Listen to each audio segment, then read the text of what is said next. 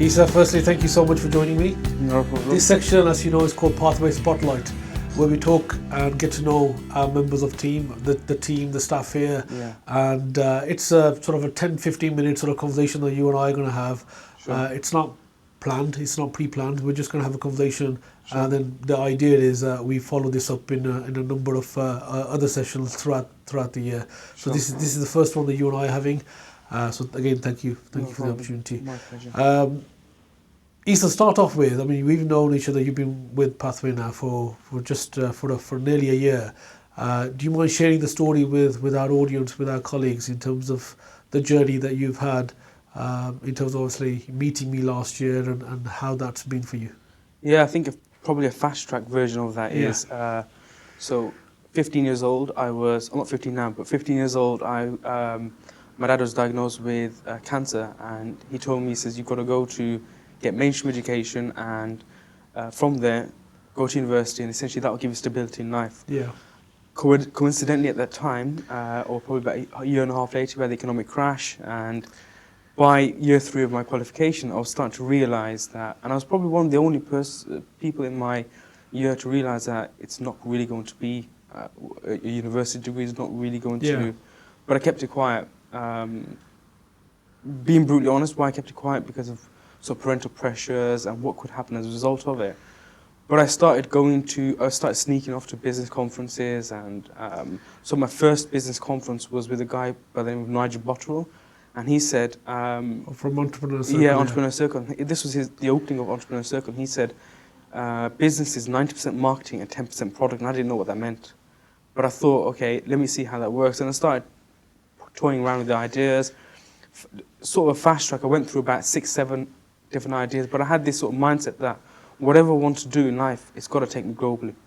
I mean, I think I came up with an idea of a fuel pump with an automatic release, and I was selling it into about 40 different countries, but all from paper.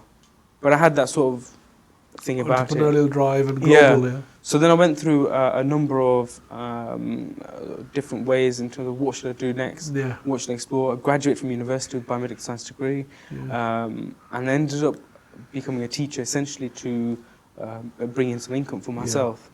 And it was during my period as a teacher, so I did majority of my work, I did cover work, then I did more term work, that I started just by naturally talking to people about their careers, what their prospects were, and working with young people to focus on their development going forward. And as a result of that, it started to increase and started to get traction to the extent where students were talking to their teachers, said, look, we want Isa to help us with our future and our careers. And on the back of that, I launched an organisation called Cork Tools. And Cork Tools went through several transitions, and effectively what it was an educational company focusing on youth development and the ecosystem of youth development. So that includes work with the government, which I did. I mean, I helped with the consultation with A-level reforms and GCSE reforms. But also, it was more focused on the young person. And I ended up going to about 21 schools as a result of working with about 4 or 5 different schools. So then, but the only thing about it was I was working for free. So I didn't actually, my revenue was predominantly, very small amount of revenue from it. So I knew I had to really scale the operation up. And I was given an opportunity with an organisation locally in Birmingham to work with them. And that's when I worked with the most hard to reach youth. So this was a sort of a youth-related organisation. Youth-related organisation, and that's when I was pushed into the deep end. Now I knew, up until that point, I knew that my degree I didn't want to go into, but I knew that this sort of... What was that in, Isa? What was your degree? Biomedical science. Biomedical science. So I knew that my degree was not going to be but it was a stepping stone for, and I always say that I don't disregard what I did in my degree. I use it as a stepping stone.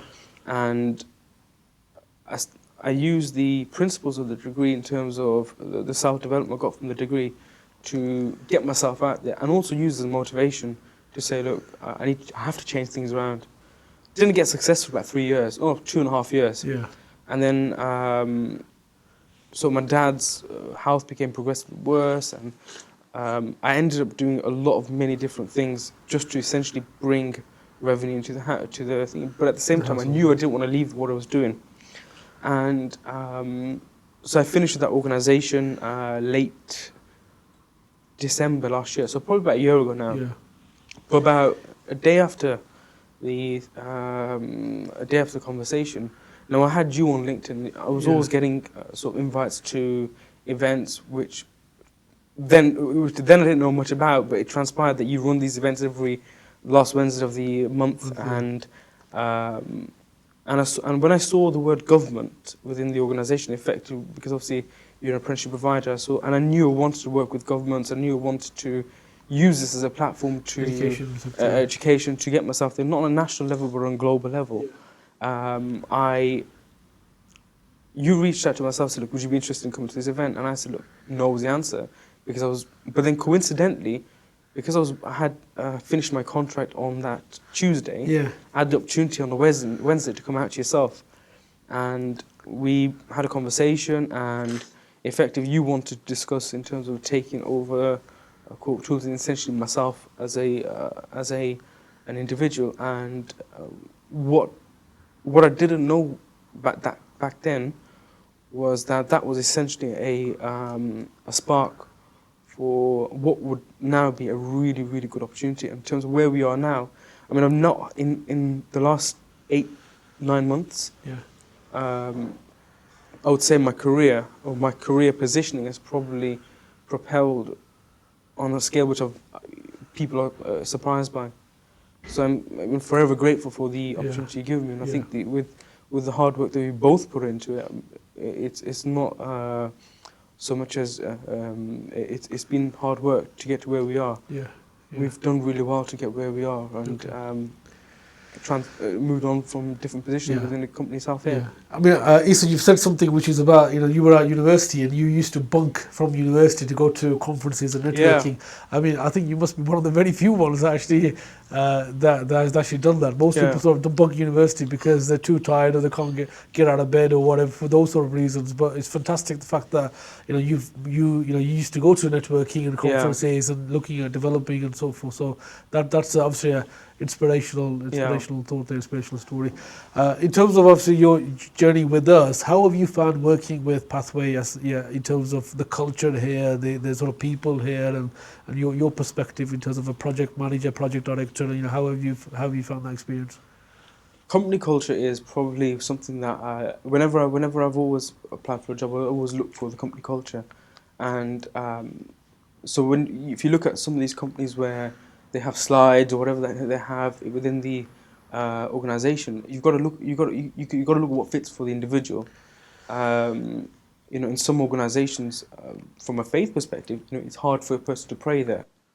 So when coming here, and the first thing I was told was, "Oh, we're going out to do our Friday prayers, for example," and I was like, "Really? You're allowed to do that?" And I had to double check with yourself to make sure. But with the company here in particular, it's about getting the job done, getting it done properly in a way where everybody benefits. If you do that, the company culture here is very open. It's very sort of loose. You're able to be that entrepreneur in a place where, at the end of the day, it's a business as well. At the end of the day, so I find it now quite easy to go up to an organisation and essentially sell Pathway Group on just in passing in conversation, because of the company culture. It's about being ingrained within the company rather than your role.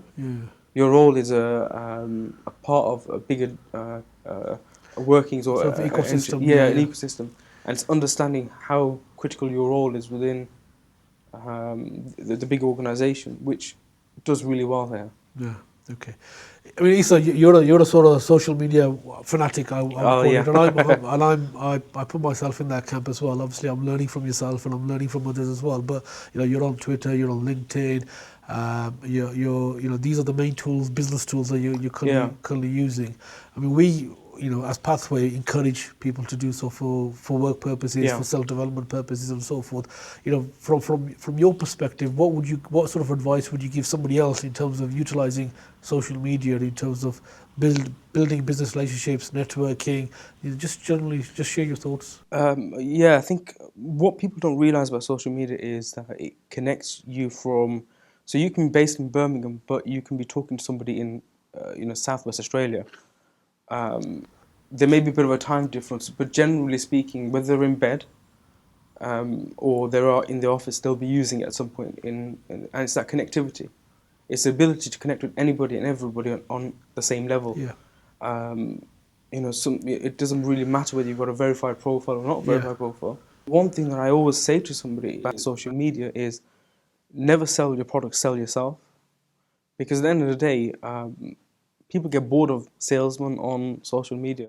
Nobody But likes to be sold to. yeah, but then they don't. They always.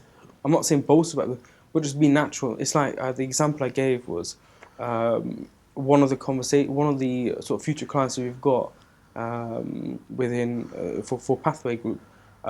We engaged. She's a senior director for a large organisation. Yeah. But also we had one thing in common. We were both watching I'm a Celebrity.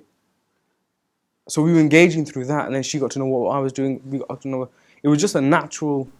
The more natural, Real, authentic conversation rather than trying to. Because they want to see people behind the profile rather than the business behind it. Because Rather than the traditional employee trying to sell something. Because at the end of the day, you can have a good product, but if the company culture is not too good, nobody's going to want to work here. Yeah.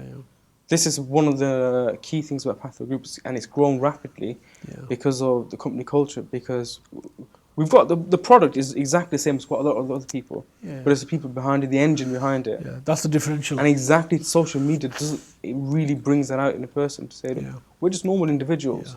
Yeah. And that's social media. If you sell yourself as an individual, you can get a lot across to people without even mentioning where you're from. They will ask that. Yeah. Doesn't matter what level it is. Yeah. They'll ask you the questions in terms of from a business perspective and obviously the exploratory questions. They'll say, I want to work with him, I want to work with him, or I want to work with her. Yeah. Because he or she's got this character that I really like. Yeah. What is it? What can I do? What can I do? What can I do? Whether it's passion or whatever the case is, they'll see that. Isa, it's been a year. I think it was probably this time last year that we started. Yeah, we had our first conversation. We started talking. Anniversary, is yeah. You've already mentioned some aspects of it, but in terms of your role, how has that changed? Any thoughts in terms of obviously reflection for the year?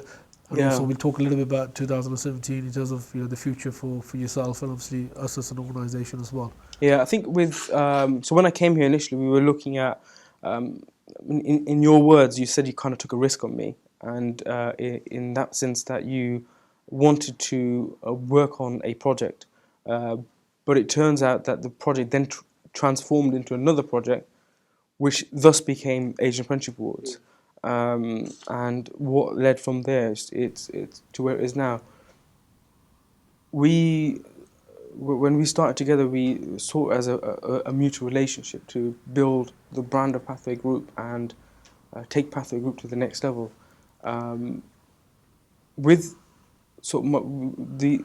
Back in June, July time, we started the Asian Apprenticeship Awards, and effectively that was the starting point of what was to lay the foundations for the next coming years. Yeah. We have, as a result of the Asian Apprenticeship Awards, we've had a successful award ceremony, but people wanted to know what next. So we sort of concocted an idea as well, what can we do to serve this underserved market? And as of February early next year, we're launching the BME Apprenticeship Alliance, which is effectively a think tank to promote ethnic minorities and apprenticeships within organisations. So this could be the example I usually give is a young female from an ethnic minority delivering a management qualification to ensure that she propels herself within the organisation. And it's something that not only from an ethnic minority myself, but the community itself needs. They need role models, and there's not enough of them. So for us to then work with organisations to create these internally, we hope they will help raise the numbers of within organisations, and also the people look up to them as well. Right. Okay. So that's February, March, you say? Yeah. So that's about February, March time. So there'll be a think tank which will have. I mean, the tagline is policy, communication, and advocacy. So we'll be working with organisations to look at their policies in their recruitment, but also using it as a platform to communicate to the community, right, and also advocate ourselves as an organisation. Okay. To the wider community and organisations. In the apprenticeship sector, as you know, the bigger change is the levy coming on board. Yeah. Changes in funding, changes in qualifications, obviously how the whole system is. So the apprenticeship sector is going through a tremendous amount of change. Yeah, of course, yeah. Obviously, you're going to be involved with that part of it, course, and so forth. Anything else in terms of 2017? Yeah, so I think with in particular my I've got this. It could be a gift and a curse at the same time, but I've got a good way of building sort of relationships with key stakeholders. And I'm quite fortunate that it's helped myself as an individual, more from a learning perspective, but then now from an organisation perspective, working with some of these large employers to bring in work with their levy payment, and work with them to utilise their levy within the organisation. Yeah. So this is something I really want to work with Pathway Group on, because and us as the organisation, because I really want to see this organisation grow on a level which hopefully will make us more prominent across the UK. Okay. Also about 2017, a little bird tells me that you're getting married as well. Yeah. But yeah, that's happening in a few weeks' time. Okay. Good luck with that. Thank you very much. Again, I just wanted to say a few words as well, if I may. Yes, we started working this time last year. We have known each other before in terms of social media. There has been some communication, but it has been a tremendous privilege of mine as well, the fact that you've been part of the team. For me, it's always about the people. You're an individual that is driven, you're passionate, you're fully committed in terms of our vision and our cause. And I think you sort of, as soon as you came in, you're a fast mover in terms of obviously what we were looking to establish. I think you see the bigger picture, and for me, I bounced a lot of ideas with you as well, and you give me another perspective. So I just wanted to thank you for that. No, of course, Keep doing what you're doing. Thank you for your very support. much. Thank you, sir.